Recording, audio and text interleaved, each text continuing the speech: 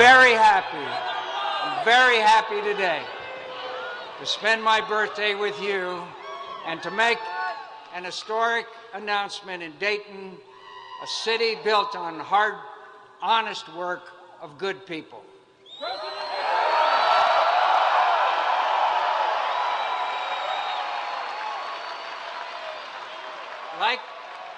Like the entire industrial Midwest, Dayton has contributed much to the prosperity and progress of America.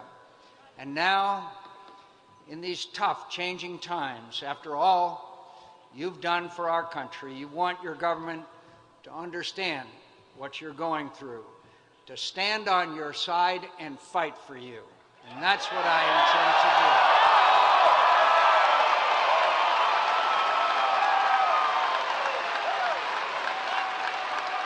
That's why I'm running for president, to fight for you, to make government stand on your side, not in your way.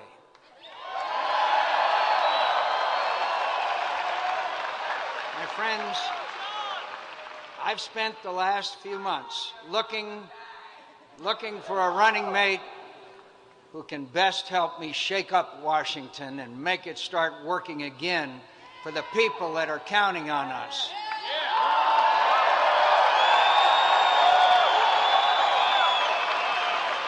As I'm sure you know, I had many good people to choose from, all of them dedicated to this country and to getting us back on the road to prosperity and peace. And I am very grateful to all of them and honored by their willingness to serve with me.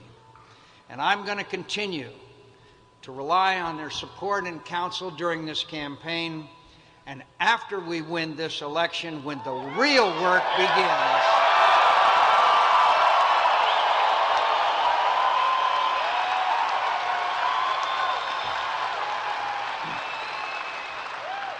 I could only choose one, and it's with great pride and gratitude that I tell you I have found the right partner to help me stand up to those who value their privileges over their responsibilities, who put power over principle, and put their interest before your needs.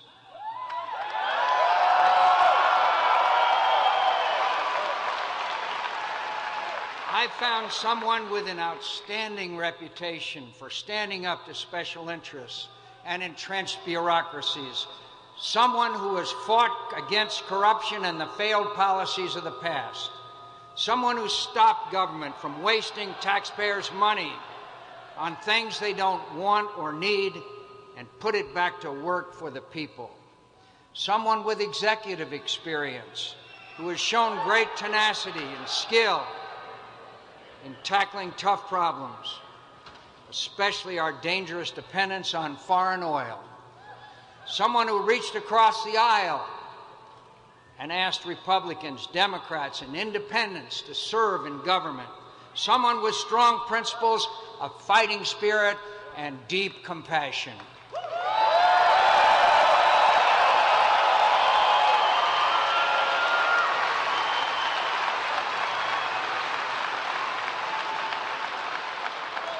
Someone who grew up in a decent, hard-working, middle-class family, whose father was an elementary school teacher and mother was the school secretary.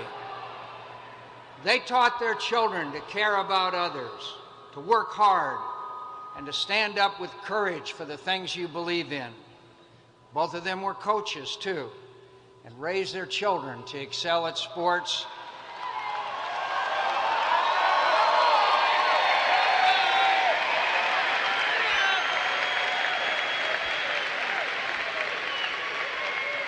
And I'm sure they taught them skills that will surely come in handy over the next 2 months.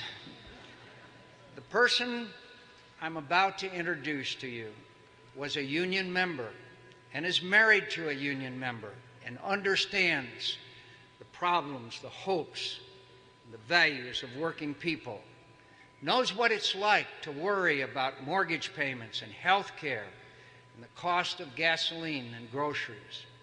A standout high school point guard, a concerned citizen who became a member of the PTA, then a city council member, and then a mayor, and now a governor.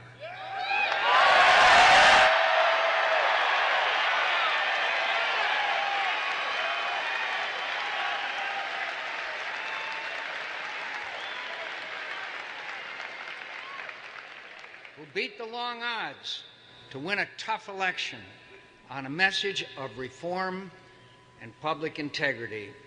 And I am especially proud to say in the week we celebrate the anniversary of women's suffrage, a devoted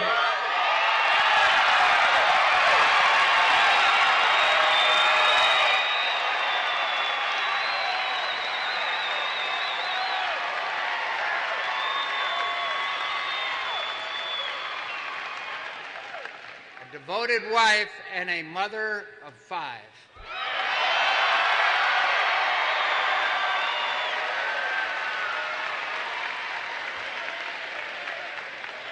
She's not from these parts, and she's not from Washington. But when you get to know her, you're going to be as impressed as I am. She's got the grit, integrity, good sense, and fierce devotion to the common good that is exactly what we need in Washington today.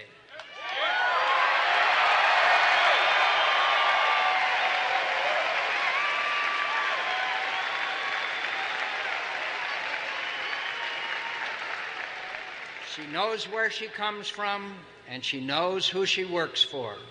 She stands up for what's right, and she doesn't let anyone tell her to sit down.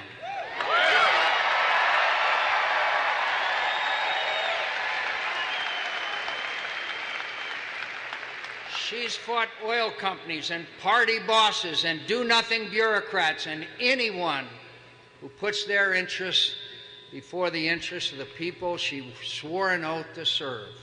She's exactly who I need. She's exactly who this country needs to help me fight.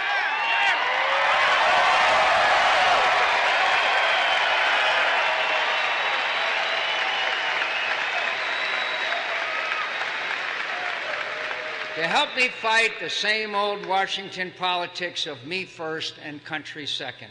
My friends and fellow Americans, I am very pleased and very privileged to introduce to you the next Vice President of the United States,